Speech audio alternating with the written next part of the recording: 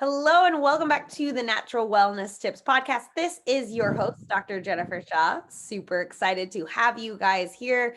As always, we're going to be diving into conversation that's going to help you create healthy, sustainable habits in your life and just live your healthiest, happiest life. It's my joy to bring the joy I've experienced in life to you. And today I get to do that through another incredible guest. So before I introduce Paul, I want to thank you guys for taking the time to listen to the podcast, making sure that I provide you amazing value. I love to hear from you guys. It helps when you leave a review on iTunes or you head over to Instagram and let me know what you like, what you don't like, what you want to hear more of on the show.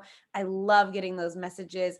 Just fills my heart with joy. So if we haven't connected on Instagram, head over Natural Wellness Tips.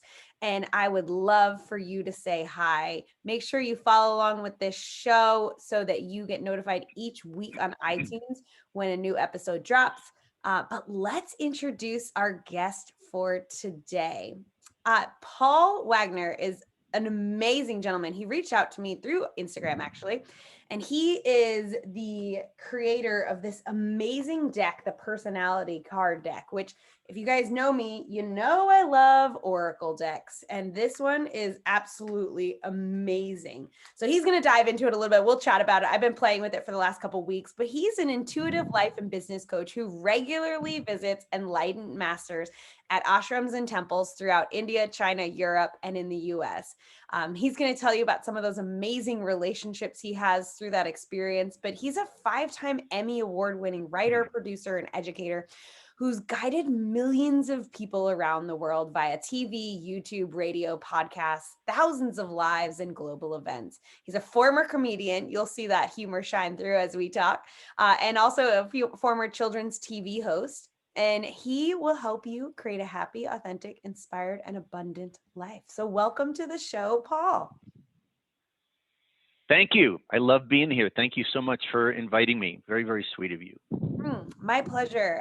It's just really amazing getting to connect with people like you who've been through so much and just you found such success in some areas of life, and you got to this point in life where you're like, okay, I checked all the boxes, I did all the things, but I'm not fulfilled. How can I find that fulfillment? And I'm excited to dive into that with you today. So if you could share just a little bit about your background. I know I kind of hit some of the highlights, but just a little bit of kind of what brought you to be this amazing man in front of me who made this incredible deck of cards, who does this coaching.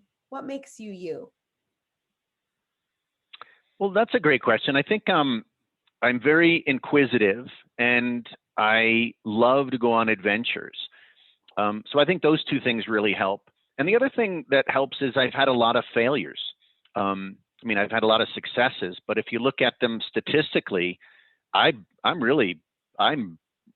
many more things ticked off in the failure box than I do successes, whether they're Emmys or whatever awards. I have a whole bunch of awards, but it's been painful, and after a while I realized I was too attached to the pain, to the ups and downs of my pursuits. And while I love the positive adventures and all the good things, I realized I was even too attached to those. So I just started to look inwardly, and that took me a long time to figure out. Like, it wasn't like, oh, I meditated for a week and I found my navel. It was none of that. It was really me struggling with a very well-developed public persona and, touring the world a whole bunch of times. I really struggled with breaking out of public persona and this ego identification and attachment style that I had to the world. And it just took me a long time. And the way I was able to get there eventually is I was brought to my knees a bunch of times. Like, you make big mistakes and they don't look like mistakes when you're doing them, and then all of a sudden you're like, oh yeah, that wasn't too good.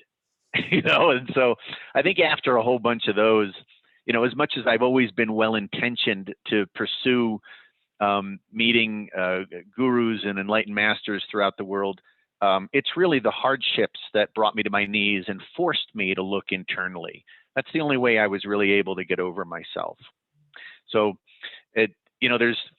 there's so many things that can happen in your life that bring you to a really deep awareness. But I think the best ones are like when some event just rips your heart to shreds and you're kind of blind and you're like bumping into furniture and you're drooling on yourself, you're crapping your pants, like that's when you're like, oh, I think I have some work to do, you know? So anyhow, that's the short story, but the or that's the long story. The shorter story is I met a woman named Amma, or Mata Mritananda Mai Ma, known as the Hugging Saint, and that really shifted me, meeting just a very divine and enlightened master, and then following her for whatever the past 32 years. That's been a very important staple in my life throughout all this journey of mine.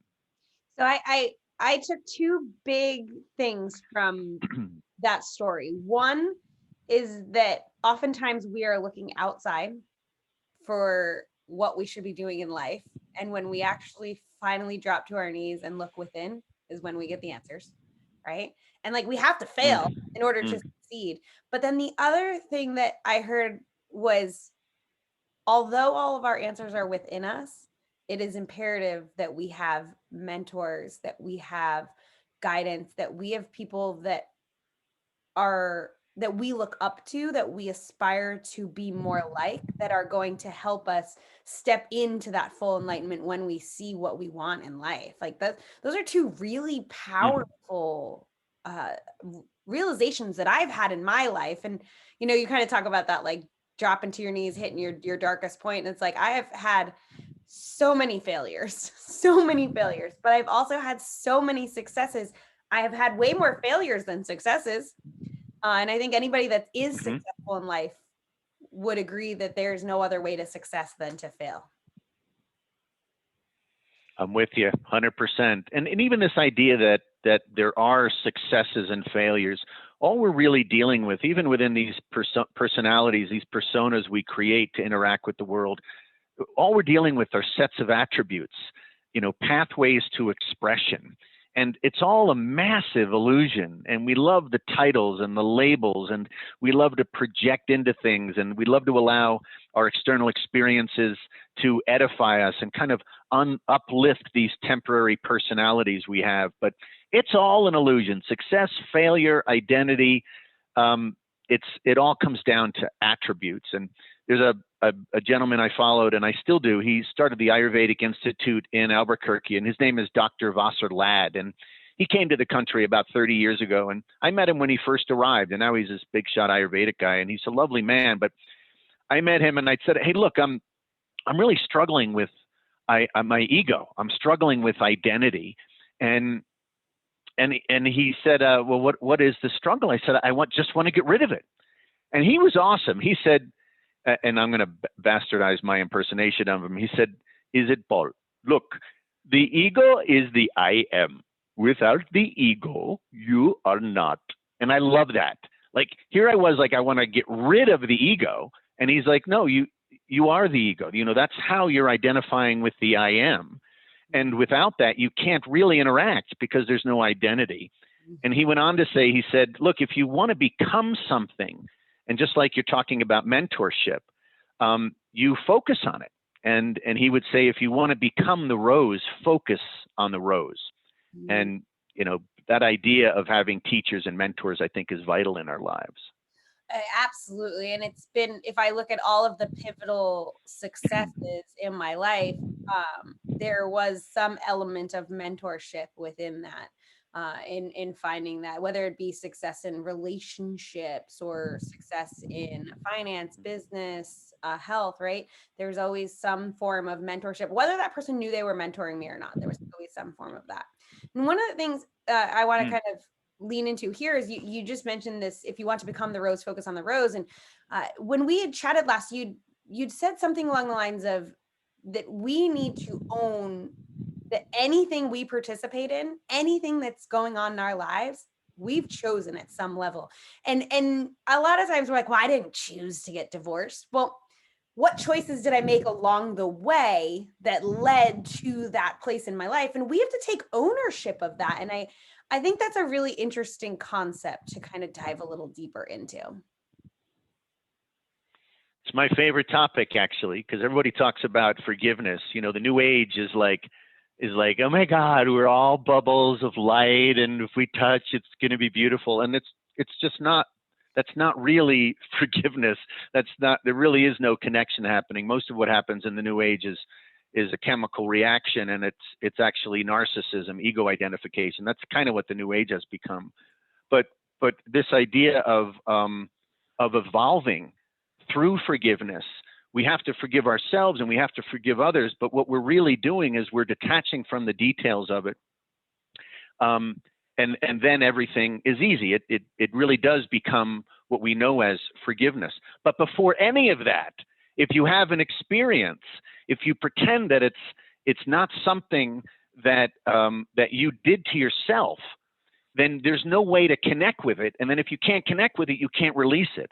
And so many traumas that we have and so many difficult situations that we experience, we're constantly blaming the other person, right? It's like, well, you did this and you left and you were with her and then this other thing and you took and you stole and you hurt. And we're just pointing. And we can't, how can we, amid a ridiculous and horrendous trauma, how can we own it as if it's actually something we needed, wanted, or something that could transform us? So when I say own it, I don't necessarily mean like that it's your fault. Like we live in this guilt shame based society. That's the driving paradigm. It drives, relationships, religions. It drives all sorts of things. But this idea of just saying, I had this horrible experience. I participate in it. I was present to it. What can I learn? And why was that other person damaged? What can I look at within them to see where I'm not aware of myself? And what did I want to take from them? Even though they may have taken something from me at the onset of that relationship, because it's usually a relationship, right? At the onset of that relationship, what was I hoping to steal from that motherfucker so that I could feel better about myself? And can I say that? Oh, yeah. Am I allowed to swear? You're fine. All right, cool. So that's what we do. We're like, oh, I'm going to get into a relationship. It's going to be beautifully codependent. I'm going to have a secret agenda that I can't quite articulate, and I don't want to take the time to articulate it because who has time for that shit? And then I'm going to drag that person through hell to make sure they give me what I wanted to steal from them.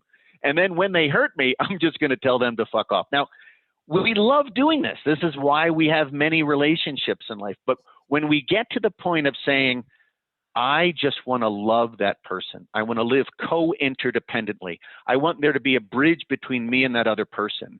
And however they want to live their life toward love, I want to support them living their life toward love, even if I don't get a chance to get something that my ego wants or some deep desire is demanding within me. You have to be in loving service to that other person. But it all starts with accepting that we chose the experience. And you also have to let go of the idea of trying to get something from somebody else. That doesn't work either. Yeah.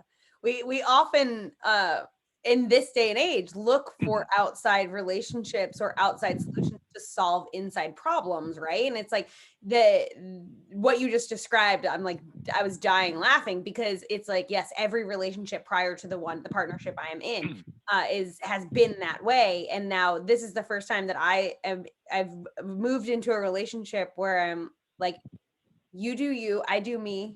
And if we do us, it's beautiful, right? But we are two separate entities that are choosing to do life together. And we need to maintain that two separate entities. Where prior, I was very codependent and I had learned that growing up and I had learned that in all other relationships. You just see it so frequently. And that allows that type of relationship allows for that finger pointing for like, it's not me, it's you.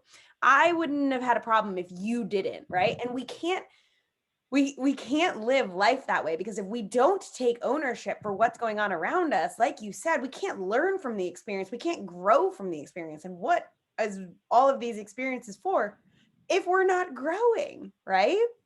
We have to evolve. And so beautifully said. And I think really what it all comes down to is much of our society spends their lives and their time looking at what holes they can plug instead of actually healing themselves. It's like, can I plug that with a drink? Can I plug that with a drug? Can I plug that with TV?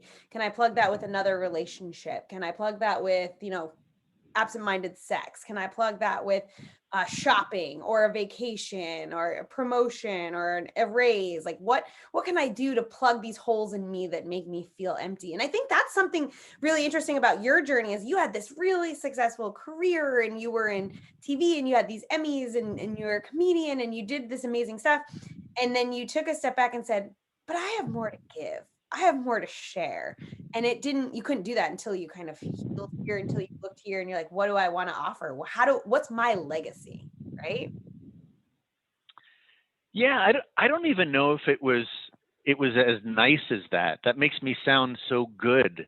Like I don't think I don't think that's I'm not sure if that's where it was. I think what I knew back when I was doing all the comedy stuff, and I was on Saturday Night Live a couple of times as an extra. That's how they test you, and you kind of get into the fabric. And I almost had a writing job there, and I was always in the final three or something, But and then all the tours and all the commercials I did, you know, it was all wonderful. Like nobody would complain with that life, but I just wasn't happy, and I didn't know what was going to make me happy.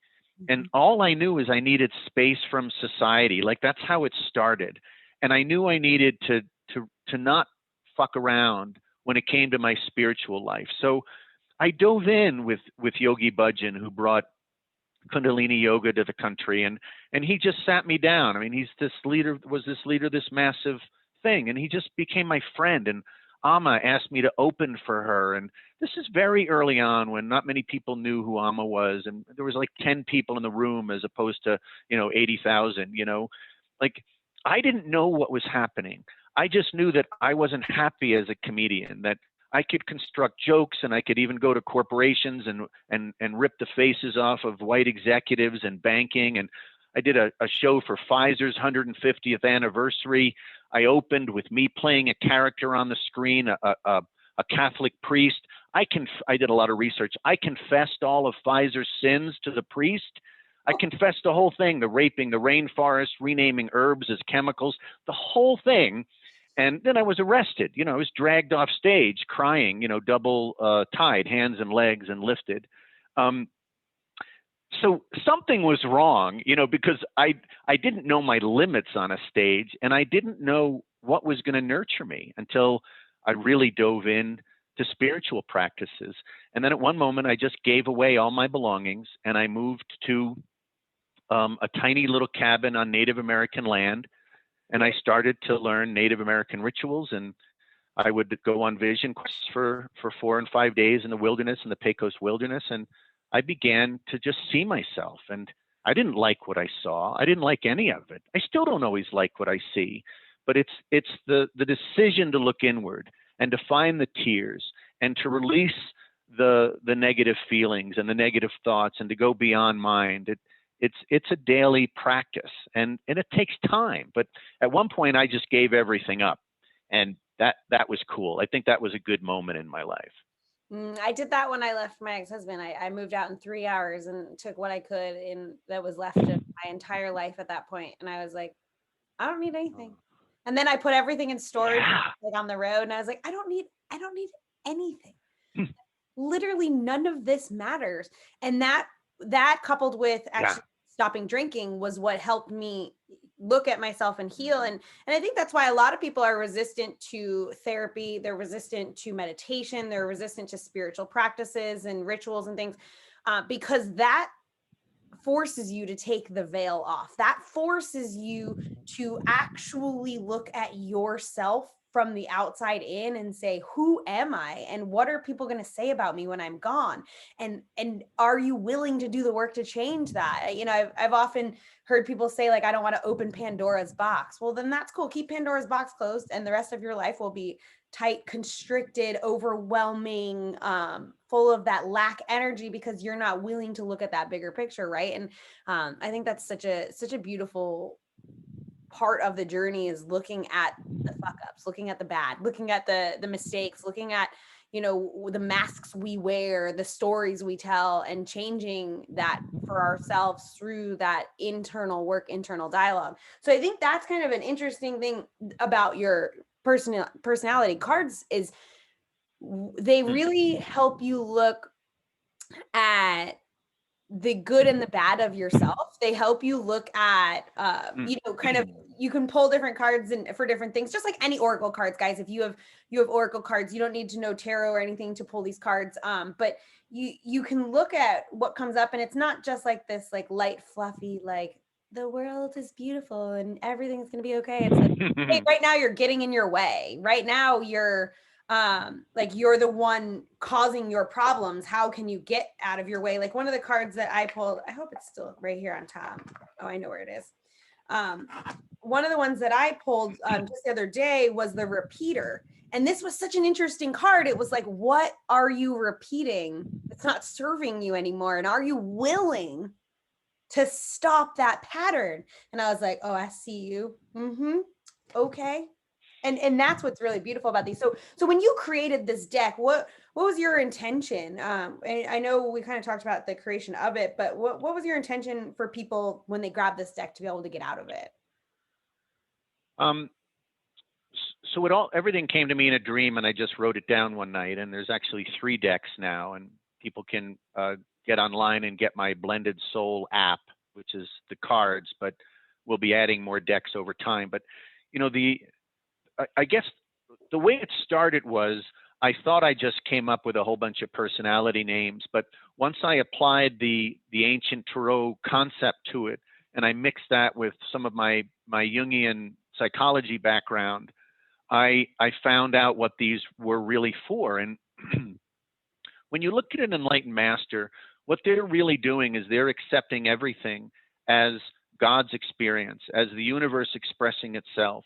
And that means it's not to be judged. So even something terrible cannot be judged. I mean, imagine if we could get to that point. I'm not there, but this idea of, oh, that was a murder. And the way Mahatmas will look at it is that's the universe expressing itself. How do I help that soul evolve so they don't do that anymore? And that's a very profound place to be. And I think if I were to imagine their process, they would be looking at all of the attributes in humanity and forgiving all of the attributes and not elevating any of them, whether positive or negative, so that they can just live in love of all the attributes and all the beings that embody those attributes. So with my personality cards, you get to see these different personalities, and you can forgive those aspects in yourself, love them, celebrate them, enjoy them, and release them. And there what you will have done is you will have processed an aspect of humanity, and through living, and really all living beings throughout space-time, because they're just attributes, and attributes are eternal, and they're pervasive, they're everywhere.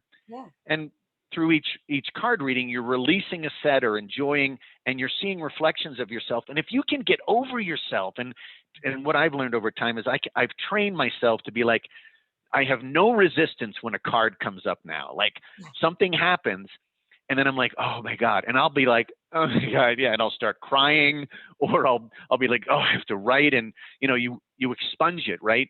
And then over time, here's what happens with the cards. You start to have human interactions with people as if you just drew a personality card. You move quicker in relationships. You move over humps quicker. You get to forgiveness quicker. And that's what I think the cards have become, is a bridge between the metaphoric and the reality of our lives, where it trains us to release, to celebrate, and get to love as quickly as possible. Ah, what a beautiful journey. I've only been playing with them for about a week and a half, and I'm loving them. And I've been leaning into them and turning to them more when I'm feeling that resistance come up within myself. So I love that the way you just kind of said that, it helps us bridge that gap, and it helps us get to that forgiveness and that love, more ease, and more intention, right? And that's just awesome. So I had to have Paul tell you guys about those cards. He didn't even ask me to do that. It's, you got to hear it from him, because this deck is so incredible. And like I said to you guys, I love my decks. So it's just a really fun thing to hear from Paul. So thank you for sharing that. Well, Paul, I'm gonna wrap up with you. some of those rapid fire questions. I know we could go on expansion and legacy and forgiveness and purpose for hours, but we'll have more conversations, I'm Sure. sure. But let's start with the first question. What do you think is the number one wellness tip that you have for people listening? Forgiveness. I think it's about finding whatever it is, rituals, processes, prayers, religions, whatever you need to bridge you toward the release of everything, the forgiving of everything. The more free you become, and then you're healthier, then you're going to make better choices because you're not carrying that energy. And I'm a big believer in those kinds of processes that get you there. One of them is the Ho'oponopono. If people can research that, it's a very beautiful, very quick little ritual about forgiveness. I'm gonna have to have you share that with me. I love it. I'm huge on forgiveness Yeah. because forgiveness has given me so much freedom in my life. And in a past conversation, one of the things you said that has stuck with me was just because we forgive someone does not mean we have to let that person back into our lives.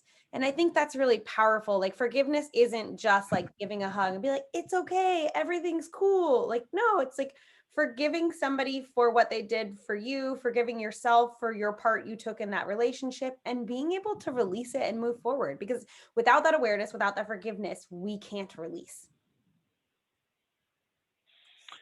Yeah, and it comes down to Khalil Gibran, who said, "Out of the well that sorrow digs flows joy." If we don't make room, the universe won't be inspired to fill us. So the idea is to release everything so we're constantly being filled with grace, with light, with love through our connection with the universe. And this idea of not necessarily letting people back into your life, our contracts are with the universe, they're not with individuals. So I always say, if you need to release someone, you don't have to have this big dramatic event or an intervention or a meeting with a therapist. If you're clear, it can be a 3-word text: thanks, bye. That's it. So, people get very hung up on how and when and what's it going to be like, and I need to take care. Make it simple for yourself. If you need to do something later down the road for that, try that. But just forgive and move on and set those boundaries, because that's what's going to help you create the space you need to fulfill your life. I always say the universe is a container. So if we want to let more in, we have to let other stuff go, right? So it's so true. And like you said, the more we open up, the more the universe can shower us with that love and that light and that beauty, right? So powerful. Okay, next question is, a lot of times, because we're here on podcasts, people think we're perfectly healthy and we are amazing at everything. What's a healthy habit that you struggle with? Something that you struggle to be consistent with?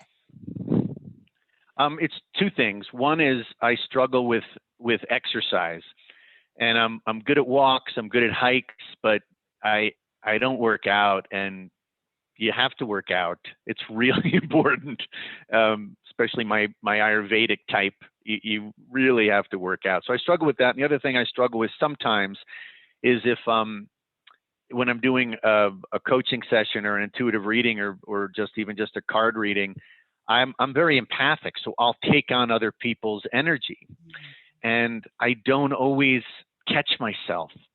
And then afterward, I'm like, oh, I totally took that on. Oh my God! So then I've got to do this whole cleansing ritual. So it's exercise and setting energetic boundaries when I'm in my empathic state. I definitely can relate to the taking on the energy of other people too. And one of the things that's really helped me, which is kind of different, but it does make a huge difference, is using doTERRA's tea tree and On Guard over my solar plexus before I have those exchanges. And I found that really kind of the intention of putting the oils on and kind of saying to myself, like, I'm creating my energetic boundary, like protecting myself, like it has allowed me to be a little more clear in those boundaries. Not perfect, but it does make a difference. And that's kind of fun because I can relate. We're wanting to help people, and then you end up, you're like, oh wait, I took that with me. Yeah. But I love essential oils. That's another topic we can talk about sometime. That's awesome. We'll definitely have to. It's a favorite of mine. Okay, so the next question I have is, what are you most excited about in life right now? Right now, I'm very excited about learning how to go toward one of my goals, which is I think it's time for me to have a show again, whether it's a series that I've written, and I've got 2 series that I've been developing, and one is animated, so I'm having animation produced, and the other is a show where I talk about tarot and personal development. So I'm exploring those with a couple of TV networks, and I'm taking my time. I'm in no rush. I miss the camera and I miss teaching.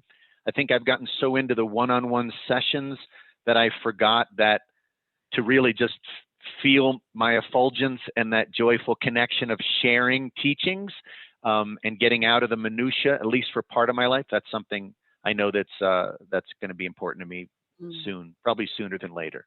Very cool. I'm excited to hear more about that.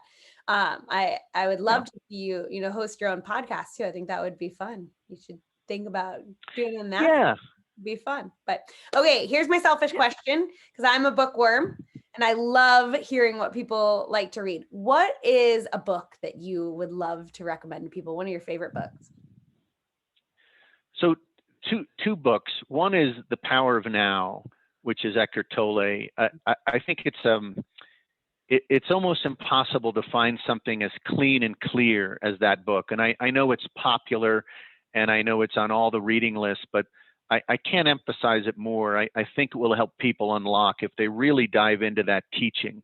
And it's all about being detached, right? And the way he articulates it and personalizes it and then kind of opens up all those doors within that book, I think it's quite beautiful. The other book, it's not a book, it's a booklet inside the Osho tarot deck. If you ever get into the Osho deck, it's one of the reasons I created the personality cards. It's a little bit more rough and tumble and direct. It's like New Age with a little bit more spice, And what I love about the way the Osho writings unfold throughout that booklet is that you're constantly feeling how much you don't know yourself. And that, I think, is very difficult to do, to remind somebody they don't really know what's happening in this moment, that we don't know ourselves really as well as we hope to. And that booklet in particular, every time I do an Osho deck reading, I'm like, oh yeah, that's a big one. I don't think I'll ever get that right, So those are 2 of my favorites. I love it. Great recommendations. Okay, Paul, where can people find you? paulwagner.com. And what's nice about my website is that I give away a lot of stuff. So if you click on free resources, I've got free, courses on how to use my videos. I've got some paid courses, but I've got free courses on how to use my personality cards. And I've also got a whole bunch of ancient rituals and prayers and declarations from a variety of traditions. I've got them outlined, like the 7 Arrows ritual and the Changing the Book of Life ritual.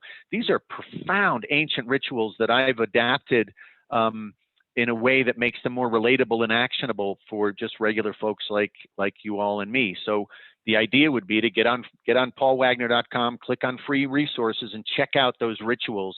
They will help you with personal transformation. And then on Instagram, I'm Paul Wagner 1008. I love it. Awesome. So make sure you guys go over to Instagram, connect with Paul Wagner 1008, and then head over to his website, paulwagner.com. Check out the freebies. He's not lying. There's so much value on that site. And if you guys are intrigued by the deck, definitely check out the personality card deck. It is a really fun one. I've thoroughly enjoyed playing with it. Paul, this was an incredible conversation. Thank you so much for joining me. You're so kind. I love your energy. You have such goodness, and you keep things, this whole experience, you kept the flow going, even when I was a little like, oh, did I go too far on a branch? You were like, hey, come back, Paul. Come on, Tiger. Here we go.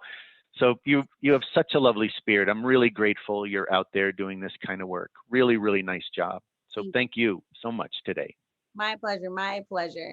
And thank you guys for listening. It means the world to me that you tune in and listen to what I care about and what I have to share and what my guests have to share. So thank you. Thank you.